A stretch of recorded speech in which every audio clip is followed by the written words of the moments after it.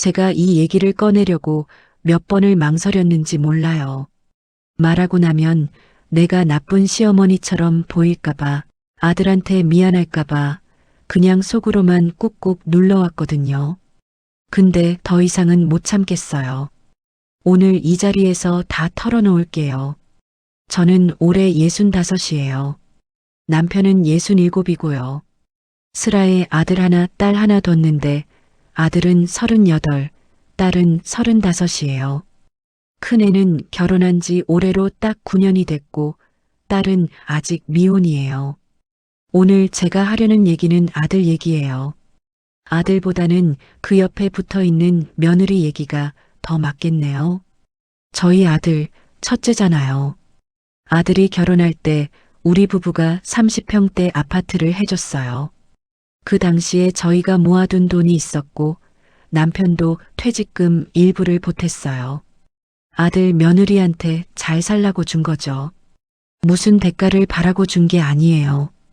그냥 우리 애가 신혼 초부터 집 걱정 없이 살았으면 해서요. 제가 젊었을 때 전세 돌다가 얼마나 고생을 했는지 그 서름을 내 새끼한테는 물려주기 싫었거든요.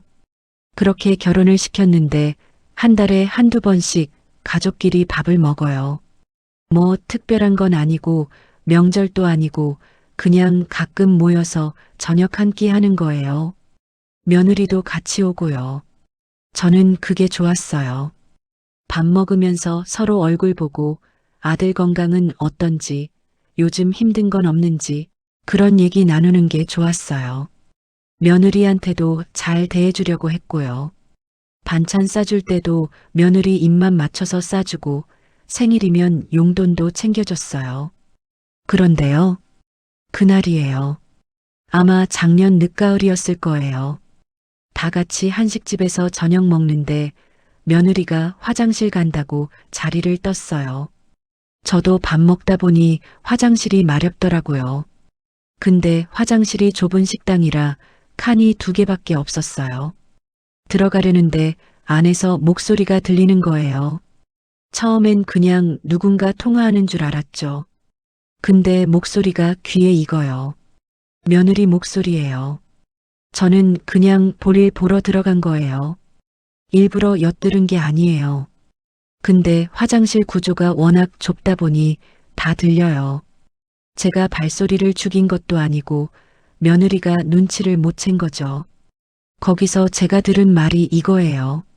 시댁에서 집을 사준 게 남편한테 사준 거지 나한테 사준 거야? 왜 내가 효도를 해야 되는 건데? 주말마다 얼굴 비추러 가는 거 진짜 너무 힘들어. 나는 내 시간이 필요하다고. 그 말을 듣는 순간 저 진짜 아무 말도 못하고 그 자리에서 딱 굳어버렸어요.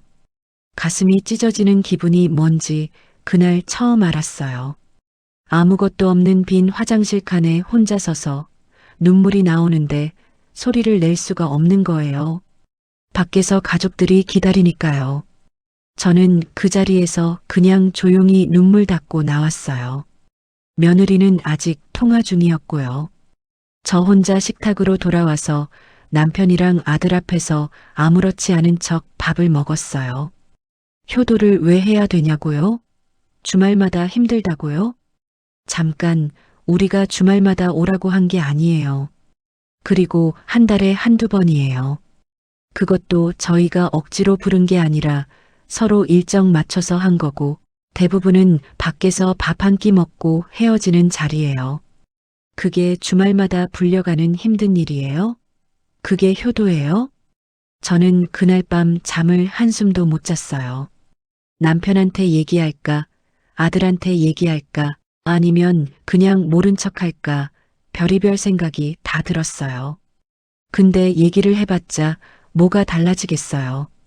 며느리는 모르는 척 할 거고 아들은 가운데서 이러지도 저러지도 못하고 결국 제가 나쁜 시어머니가 되는 구조잖아요. 그래서 그냥 묻어두기로 했어요. 적어도 그때는요. 근데 이게 끝이 아니에요. 사실 이것보다 더 먼저 있었던 일이 있어요. 더 큰 충격이었어요. 바로 딩크족 선언이에요. 저희 아들 며느리 결혼 전에도 그런 얘기 한마디도 없었어요. 결혼할 때도 아무 말 없었고요. 저는 당연히 손주가 생기겠거니 기다리고 있었죠. 결혼하고 1년, 2년 지나도 소식이 없으니까 슬쩍 물어봤어요. 요즘 젊은 사람들 바쁘다는 거 아니까 그냥 넌지시오. 그랬더니 며느리가 아주 담담하게 마치 저한테 오늘 날씨 얘기하듯이 말하는 거예요. 어머니, 저희 아이 안 낳을 거예요. 딩크족이에요. 저는 그 순간 무슨 말인지 이해가 안 됐어요. 딩크족이 뭔지는 알아요. 근데 그게 내 아들 얘기라고는 상상도 못한 거예요. 제가 아들한테 바로 전화를 했죠. 야, 이게 무슨 소리냐. 너도 알고 있었냐. 처음부터 이렇게 생각한 거냐고요. 아들이 뭐라 했는지 알아요? 엄마, 미리 말 못해서 미안해. 근데 우리가 충분히 얘기해서 결정한 거야. 그게 전부예요. 양가가 그냥 넘어갔겠어요? 당연히 난리가 났죠. 저희 남편은 처음에 말도 안 된다고 했고, 사돈은 며느리한테 한 소리 했다가 오히려 역풍 맞았대요. 결국 양가 다 아무것도 못하고 끝난 거예요. 그 시기에 저 진짜 힘들었어요. 손주 얼굴이 보고 싶다. 안아보고 싶다. 그런 소박한 꿈 하나를 결혼하고 3년 뒤에 다 포기해야 했으니까요. 그걸 받아들이는 데만 몇 년이 걸렸어요. 저도 처음엔 수용을 못했어요. 왜 결혼 전에 말 안 했냐? 그게 솔직하지 못한 거 아니냐? 우리한테 처음부터 알렸어야 하는 거 아니냐? 따졌죠. 근데 아들이 그러는 거예요. 엄마 알렸으면 결혼도 못했잖아. 그 말에 저는 할 말을 잃었어요. 맞는 말이거든요. 알았으면 저도 사돈도 결혼을 반대했을 거예요. 그걸 알고 일부러 숨긴 거잖아요.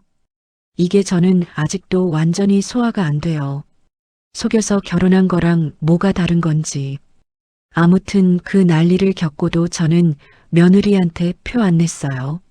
내 아들이 선택한 사람이니까. 손주는 없어도 아들 내외가 잘 살면 됐다고 스스로를 달랬어요. 밥 먹을 때 며느리한테 더 잘해주려고 했어요. 뭐 좋은 반찬 있으면 챙겨주고 며느리 회사 힘들다고 하면 수고한다고 토닥이고요. 그게 제 노력이었어요. 근데 며느리 눈에는 그게 효도 강요로 보였나 봐요. 한 달에 한두 번 얼굴 보는 게 주말마다 불려가는 것처럼 느껴졌나 봐요.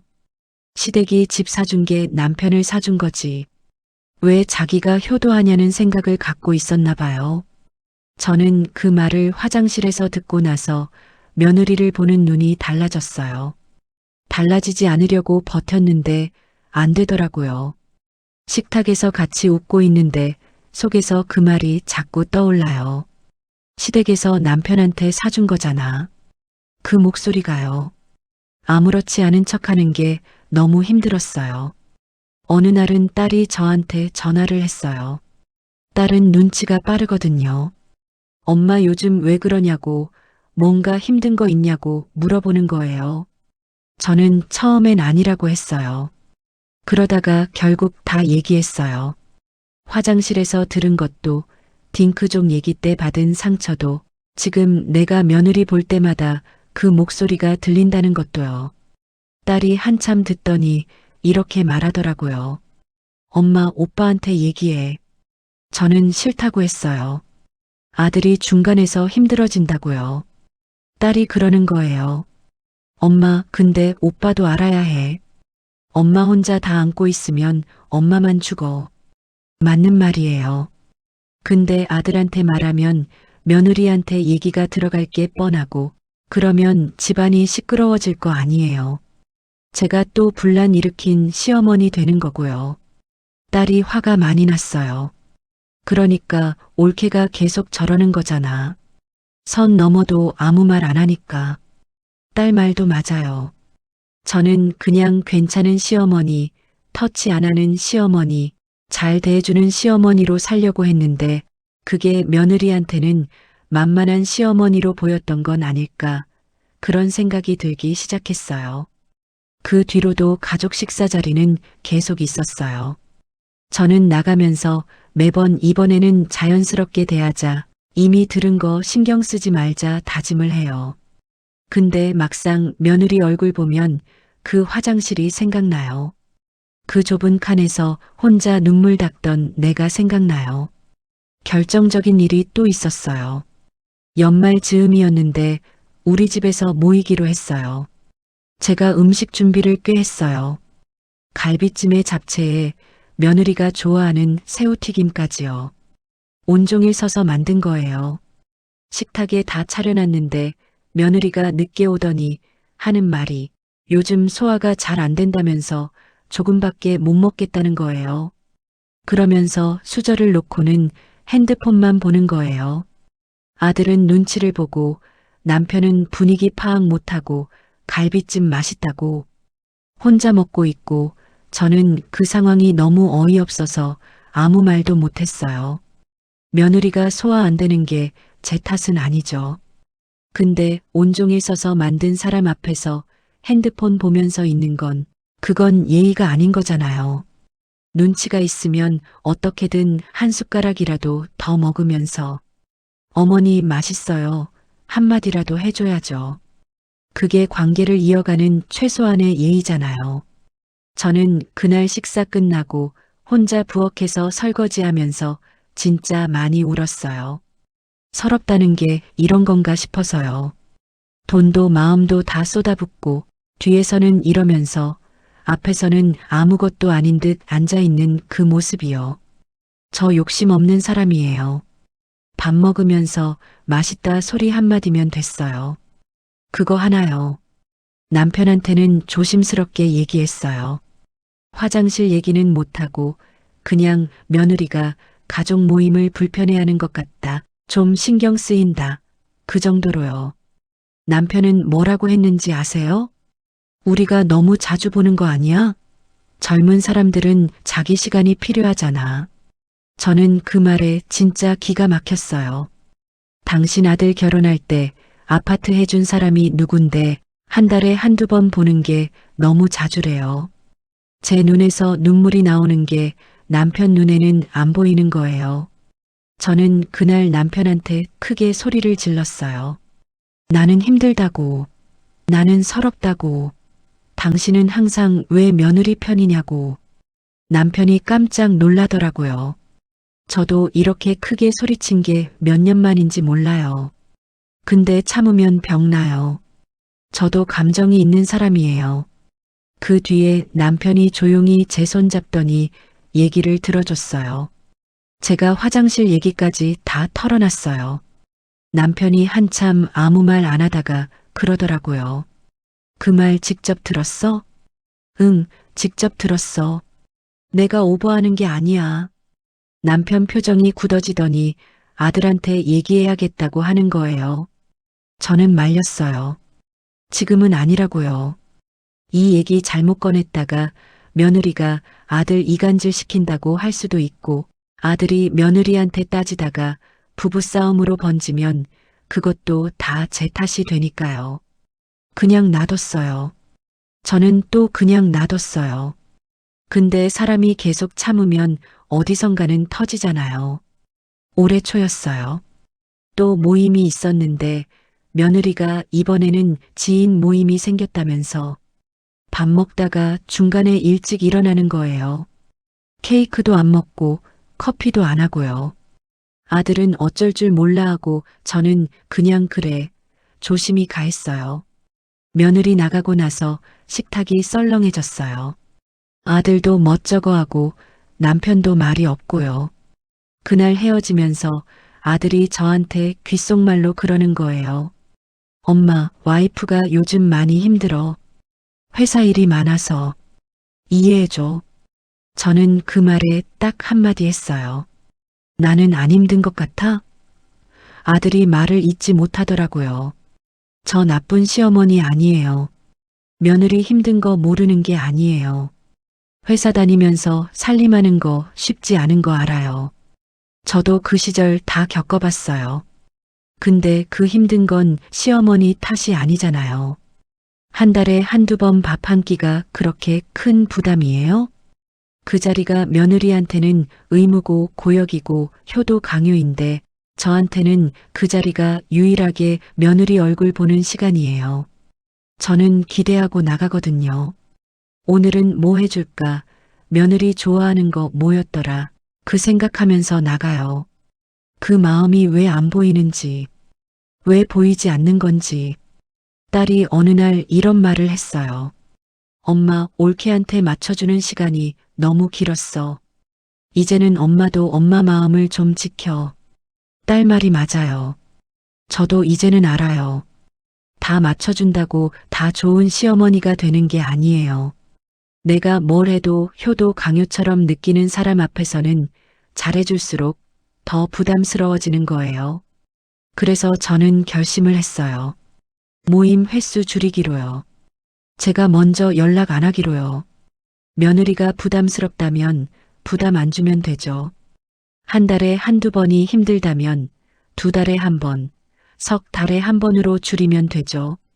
대신 저도 더 이상 며느리 위해서 온종일 음식하지 않을 거예요. 밖에서 사 먹으면 돼요.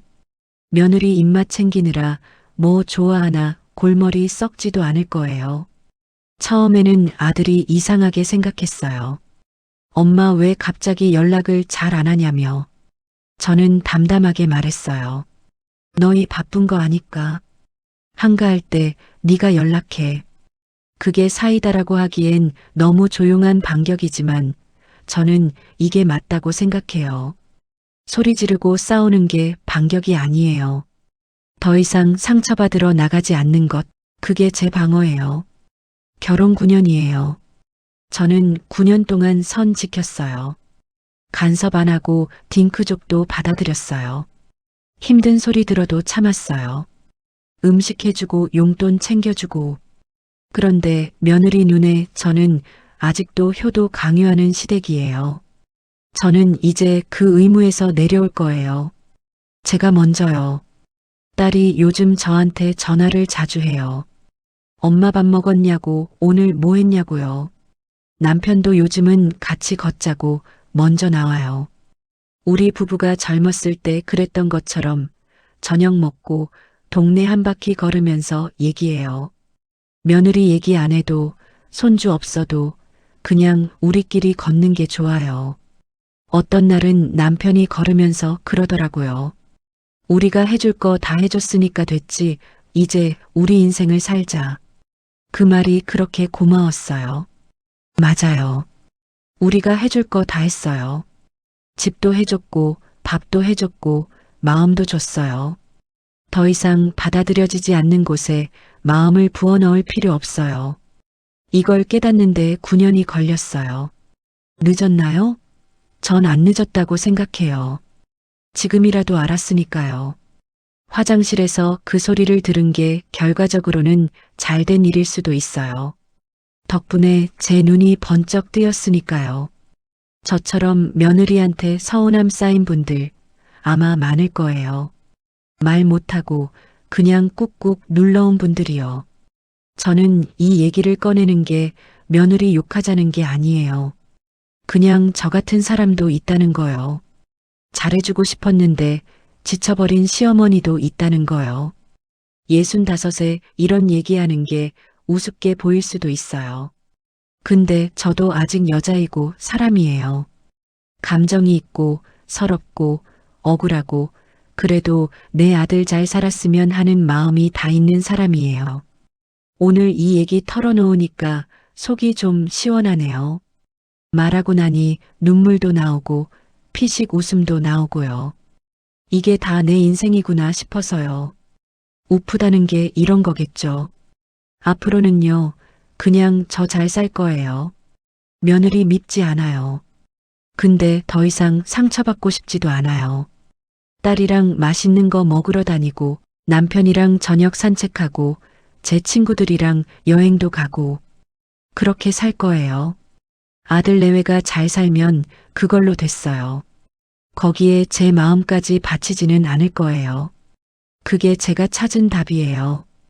완벽한 답은 아닐 수 있어요. 근데 지금 저한테는 이게 최선이에요.